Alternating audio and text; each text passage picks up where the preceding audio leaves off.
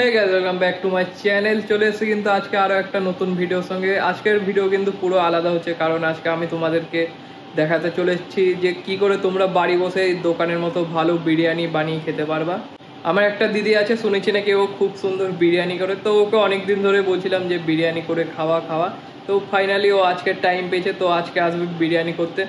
একটা ছোটোখাটো ভিডিও হয়ে যাবে আমার, আর তোমাদেরকে দেখানো হয়ে যাবে যে ও কেমন করে বিরিয়ানি করছে। দেখো, আমি এরকম ভিডিও কিন্তু প্রথম বানাচ্ছি, তাই জানি না ভালো হবে না খারাপ। তো যাই হোক, তোমরা পুরোটা দেখতে থাকো, আর ভালো লাগলে লাইক শেয়ার সাবস্ক্রাইব করতে ভুলো না। চলো ভিডিওটা শুরু করা যাক।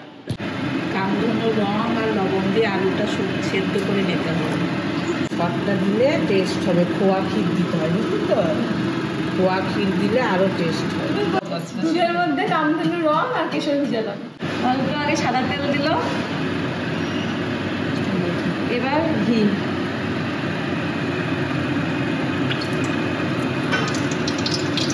উপর থেকে তুলতে হয় না, নিচ থেকে তোল। রান্না তো উপর থেকে তুলতে হয় না, খাওয়ার সময় উপর থেকে দিতে হয়। হ্যাঁ, আলুগুলো দিয়ে দিচ্ছি।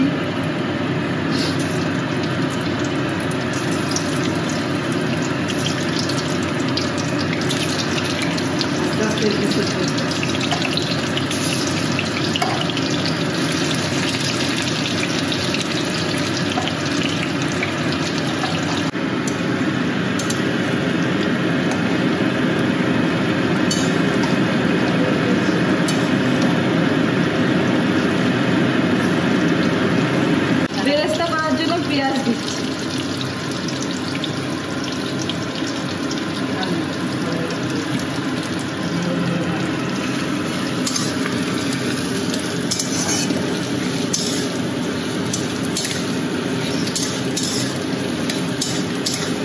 ভাতের জন্য জলটাকে এখন গরম করছি।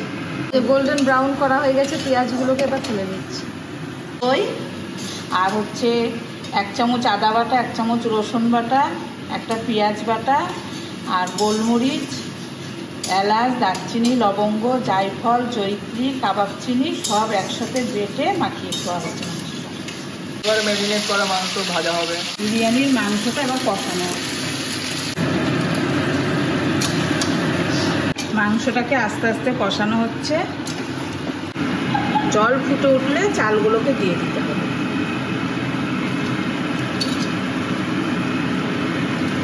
কষানোর সময় মাংসটাকে উপর নিচে এরকম করে নাড়াতে হবে, না হলে মশলা লেগে যাবে। দিয়ে দিতে হলো।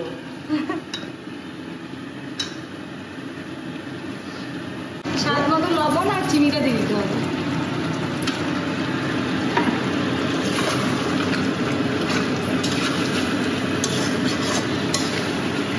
বিরিয়ানির রাইসটা হাফ সেদ্ধ হবে, দিয়ে নামিয়ে ফেলতে হবে। মাংসের মধ্যে একটু কেওড়া জল দেওয়া হলো, একটু গোলাপ জলও দেওয়া হলো। চিকেনটা কেমন লাগছে একটু দেখেন। সুন্দর লাগছে, তেমনি সেন্টটাও সুন্দর বেরিয়েছে। রাইসে চিনি দেওয়া হলো। এটা দিতে না, ওই চামচ নিয়ে আসলে এটা তো 1 চামচ, এটা 1 চামচ দিয়ে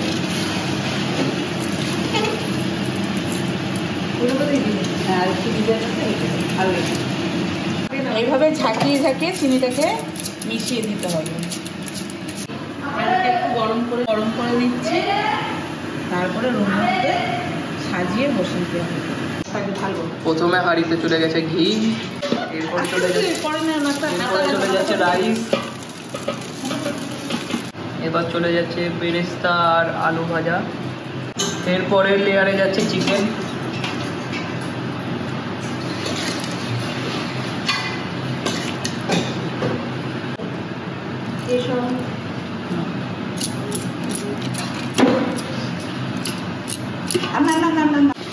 এরপরে চলে গেছে ভাতের আর একটা লেয়ার, আবার চলে যাচ্ছে আলু আর বেরেস্তা।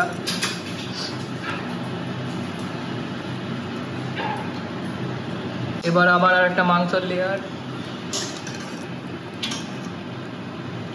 কেশর মেশানো দুধটা, কামধুনো রং আর কেশর মেশানো দুধ। আবার চলে গেল ভাতের আর একটা লেয়ার।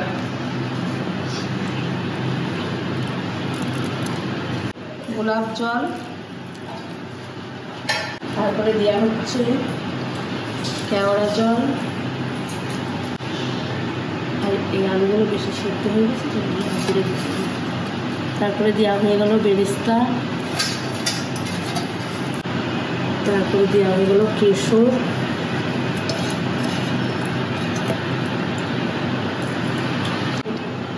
এবার যাচ্ছে মিঠা আতর, এবার দেওয়া হবে ঘি,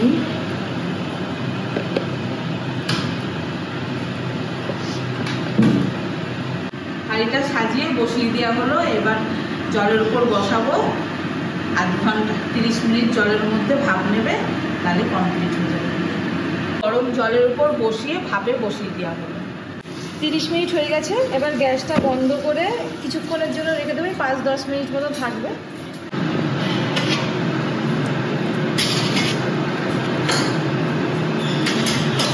এবার নিজের বিরিয়ানি নিজেই খাচ্ছে, নিজের হাতে বানানো বিরিয়ানি।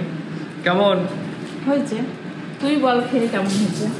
আমার তো ভালোই লাগছে, আলুও সিদ্ধ হয়ে গেছে সুন্দর। এই যে একটা আলু খানা পাতো, ওটা ভেতরে সব আলু পুরো সিদ্ধ, আর এখানে মাংস সুন্দর একেবারে নরম।